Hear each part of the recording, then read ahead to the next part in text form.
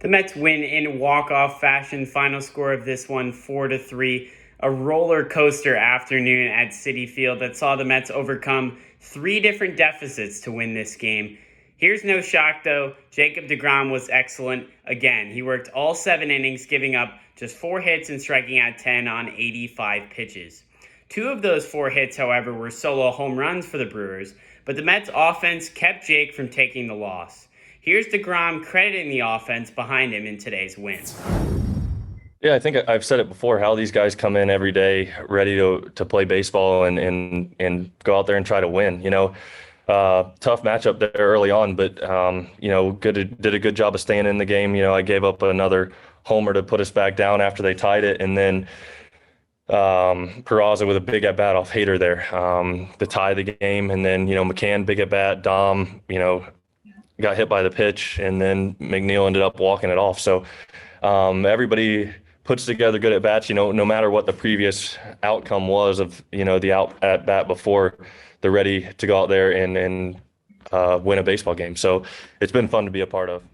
As DeGrom said, Jose Peraza came up huge for this team with a pinch hit game-tying home run off Josh Hader in the bottom of the 7th. It was Hader's first blown save of the year, and the Mets were able to push the game into extra innings.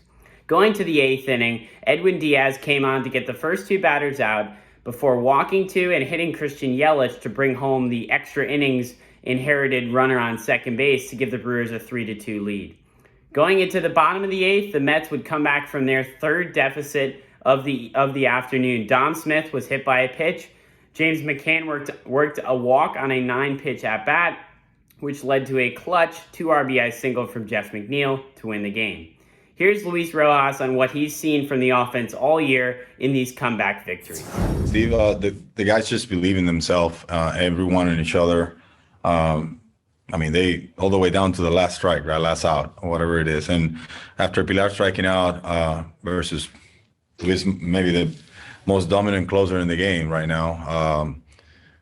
You have a guy like Peraza, you expect him to do something. Exactly happens. He's the homer. So every at bat, I think everyone that goes out there, we're expecting something to happen. Everyone believes in each other here. That's where the resiliency comes from. I think having this confidence was built in spring training when these guys met, and it's just been confirmed throughout this season with different games that we had and different heroes that we had in those games. The Mets hope this is a sign of Jeff McNeil turning things around, breaking out of his slump since he's returned from the IL. The same can be said about a struggling Mets offense in general, and a lot of these players coming back from the IL and struggling, but you got to come back with that and saying that they've proved themselves in these last couple games, beating Woodruff and Burns in back-to-back victories against the Brewers.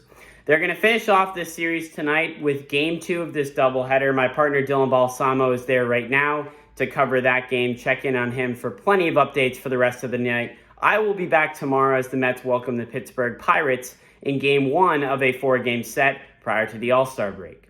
Recapping Game 1 of this doubleheader, I'm Sam Davis, WFUV Sports.